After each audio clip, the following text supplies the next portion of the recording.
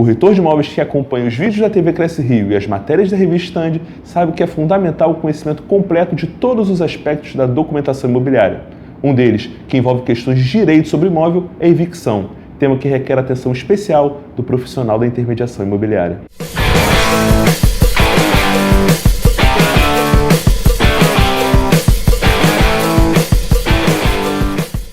Para abordar o assunto, recebemos no programa de hoje o especialista em direito imobiliário, Hamilton Quirino. Obrigado pela presença, é um prazer recebê-lo aqui na TV Cresce Rio.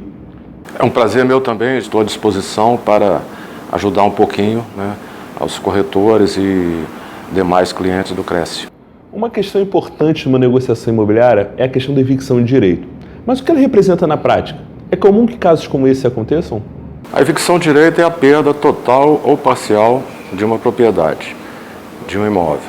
Então, é importante, é fundamental que conste essa garantia do vendedor.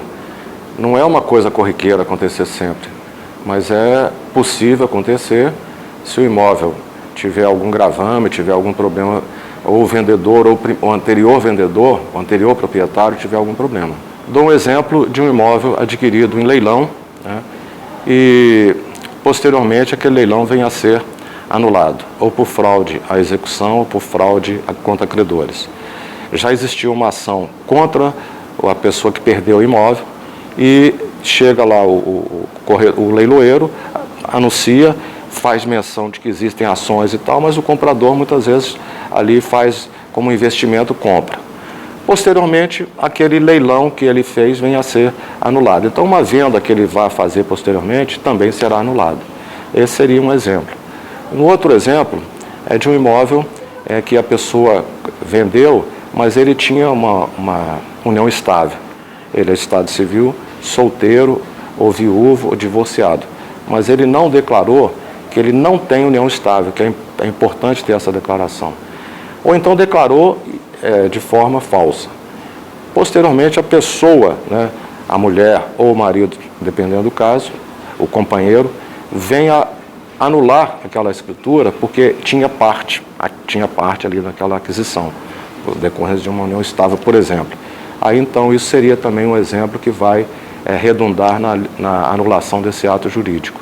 E o mais comum é essa pessoa que vai passando, o chamado, se usa a expressão laranja, vai passando de um para outro, sabendo que tem problemas, mas é de um pai para filho, de um irmão, de um amigo, e depois é vendido, aquele que compra passa a ser uma vítima. Quando vem a anulação lá atrás, vai repercutir em toda a cadeia, aí a pessoa acaba perdendo aquele imóvel. Também é muito comum em execução fiscal. A pessoa está vendendo um imóvel no Rio de Janeiro, mas tem uma execução fiscal em Brasília, por exemplo. E aquilo vem, depois de alguns anos, a Justiça Federal vem pegar aquele imóvel e considerar como tendo havido uma fraude à execução, e aí então tudo vem a ser anulado. São alguns exemplos. E de que forma o comprador lesado pode buscar os seus direitos? A legislação prevê algo que proteja esse comprador de boa-fé? Sim. Inicialmente, os artigos 447 a 457 do Código Civil, são 10 artigos, dispõem de forma pormenorizada do Instituto da Evicção. Além disso, outros artigos protegem também o comprador lesado, como, por exemplo, a prescrição que não ocorre durante o curso de uma ação de evicção, é possível a denunciação à lide do antigo dono, no caso de uma ação que vise a evicção, que vise a anulação da escritura, da perda da propriedade, e todos os artigos vinculados à boa-fé do comprador são também argumentos usados nesse caso. Se houver um processo de anulação contra o atual proprietário, anulação daquela escritura, ele obrigatoriamente tem que chamar ao processo, através do Instituto da Denunciação à lide, ao vendedor. Por quê? Porque o vendedor é que vai responder por eventual indenização. Hamilton, a publicação da Lei 13.097 de janeiro de 2015 impacta na questão de perda do imóvel devido a direito anterior? Bastante. Essa lei é de janeiro de 2015, Lei 13.097, e é uma lei que, além da questão de incentivos fiscais, ela tratou, entre outros assuntos, da concentração da matrícula. prevendo que na matrícula do imóvel conste futuramente, né, todas as questões judiciais envolvendo o imóvel e envolvendo o proprietário. Então, ao comprar o imóvel, tudo vai estar naquela matrícula. Se tiver uma ação em outro estado, em outra comarca, deve constar daquela matrícula. Como a lei não tem como retroagir, foi dado um prazo de 2 anos para que os cartórios estejam ajustados, estejam equipados, estejam aparelhados para cumprir essa missão. Agora, vai haver um impacto muito grande na evicção, porque se não constar uma ação dessa natureza no registro de imóveis na época da compra, não haverá, por parte do comprador, risco em relação a uma futura evicção. Isso em se tratando de compra feita por incorporação imobiliária, em parcelamento de solo, no caso de compra de lote, ou em obra em condomínio, obra por administração, respondendo o incorporador ou o investidor, o empreendedor, respondendo pelas perdas e danos subsequentes. Mas o comprador, com base inclusive no artigo, na lei do Código de Defesa do Consumidor, que é mencionado expressamente nessa lei 13.097, ele ficará blindado de uma eventual evicção. Qual a importância da inclusão da evicção na escritura de compra e venda? E o que pode acontecer se a informação não constar no documento? Olha, a questão da evicção, ela opera, em princípio, independente de constar ou não da escritura. Ela opera de pleno direito. Mas, por uma questão de cautela, eu recomendo sempre que se coloque, né, que o vendedor responde pela evicção. Coloca a paz e a salvo o comprador de todo e qualquer problema decorrente de uma eventual evicção. Embora haja artigos específicos para a renúncia, e a renúncia deve ser expressa, eu prefiro constar expressamente da escritura, né, que o vendedor responde pela evicção. É uma garantia a mais, uma segurança a mais, né, que eu acho importante colocar na escritura.